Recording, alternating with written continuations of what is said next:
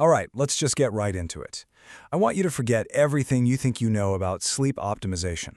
Because fixing your sleep, it's actually easy. Well, let's be real. You're still scrolling useless YouTube shorts at 3 a.m., right? Your eyes are burning, you're deep in some rabbit hole of videos you're not even going to remember tomorrow. Come on, we've all been there. So, if it's so easy, why is it so hard? Well, it all starts with what I call the sleep optimization lie. This entire industry that's basically built around you being exhausted. I mean, look at the so-called solutions they're selling us. It's absurd. They tell you need a $5,000 smart mattress. You need these blue light blocking goggles that make you look like a reject from a bad sci-fi movie. Oh, and don't forget the specialized tape for your mouth. And of course, the 6 brain hacks you just saw on a Facebook post.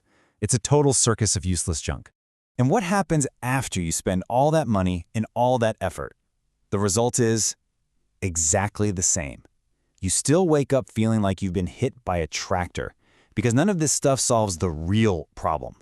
You see, the core issue isn't even just the products, it's the advice that comes with them. It's always so vague, so philosophical, that you'd need to be Socrates with Oprah's bank account to actually follow it. It's all designed to sound super deep, but it's not practical at all. Okay, so let's completely reframe this. Forget about hacking your brain. That's not how it works. You need to understand your brain for what it is, a survival machine. And for that machine to run properly, you have got to respect what I'm calling the 25% rule. Just look at this. People treat sleep like it's this optional luxury, right? But it's not.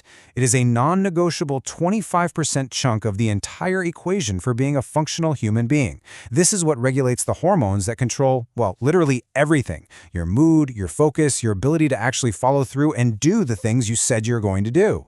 So what's the big saboteur? What's wrecking that crucial 25%?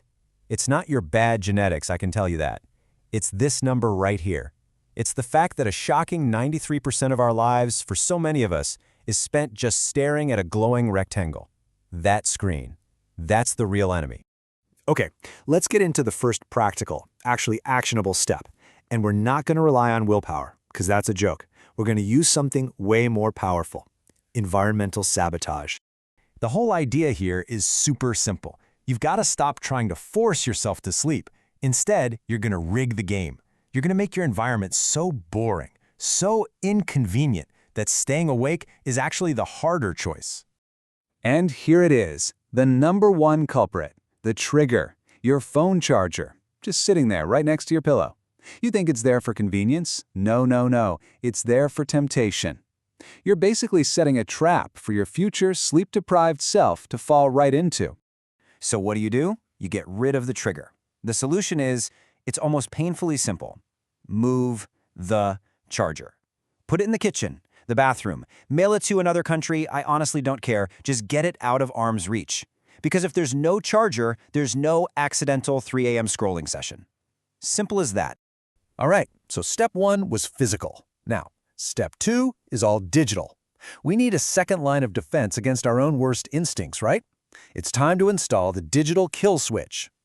Think of it like we're building a fortress. For your phone, you're going to get an app called ScreenZen. And for your computer, you're going to use a browser extension called Untrap. Trust me, these two things are about to become your new best friends. So here's how ScreenZen works. It doesn't just block an app. That's too easy to bypass. It forces you to wait. And while you're waiting, it flashes an unskippable message that you write for yourself. And I highly, highly recommend making it something kind of insulting. You know, like, go to bed, loser. A little bit of shame? Turns out it's a pretty powerful motivator.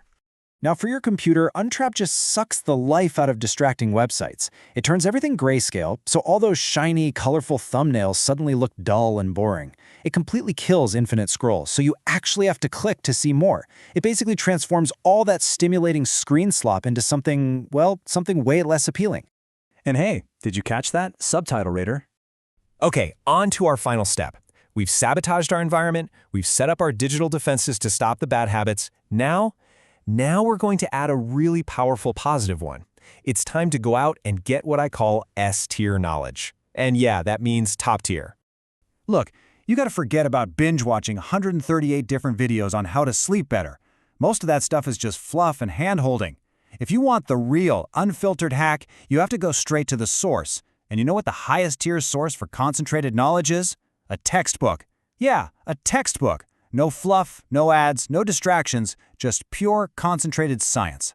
So how do you find one? Easy. Just go to Google and type in Circadian Rhythm Textbook PDF. Now look, these things can cost a lot of money, but sometimes your finger might slip on the keyboard and you might just accidentally find yourself on a website where you can accidentally download one for free. Whoops. So, let's wrap this all up with the most important point of all. Fixing your sleep isn't some lifestyle choice you try for a week. It's about disciplined repetition. It's about doing it for so long and so consistently that being a person who sleeps well isn't just something you do. It becomes your entire personality. It's just who you are. And what's the ultimate reward for all this? Health? Productivity? Nah. The real reward is that quiet, smug feeling of satisfaction when you wake up feeling amazing while everyone else around you is complaining about how tired they are.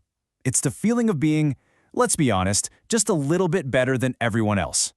So the only question left is, are you ready to feel better than everyone else?